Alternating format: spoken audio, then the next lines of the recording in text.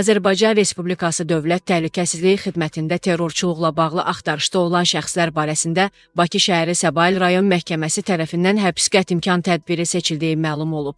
Turkusan Azın əldə etdiyi xəbərə görə qeyd olunan şəxslər DTX tərəfindən terrorçuluğa qarşı həyata keçirilmiş əməliyyat axtarış tədbirləri nəticəsində ardıcıl şəkildə xarici ölkələrin ərazisində ələ keçirilərək Azərbaycana gətiriliblər. Saxlanılan terrorçuların sayının çox olduğu bildirilir. DTX-nın mətbuat xidmətindən isə Oxadasın sorğusuna cavab olaraq bildirilib ki, hazırda aidiyyəti məsələ ilə əlaqədar əməliyyat istintaq tədbirləri davam etdirildiyindən yaxın vaxtlarda ictimaiyyətə bu barədə ətraflı veriləcəkdir. Şirvanda ağır qəza ölən və yaralanan var. Şirvan şəhərində baş verən yol nəqliyyat hadisəsi insan itkisi ilə nəticələnib. Şirvan şəhərində baş verən yol nəqliyyat hadisəsi faciə ilə nəticələnib. Ajans ASAP-ya istinadən məlumat verir ki, qəza Əliyev prospektində qeydə alınıb. İlkin xəbərə görə motosikletin yük maşını ilə toqquşması nəticəsində Şirvan sakini 1975-ci il təvəllüdlü Kərimov Azər Əlifağoğlu hadisə yerində həyatını itirib. Şirvan sakini 1993-cü il təvəllüdlü Qanbay Said Orucoğlu isə ağır xəsarətlərlə Şirvan şəhər xəstəxanasına çatdırılıb. Faktla bağlı araşdırma aparılır.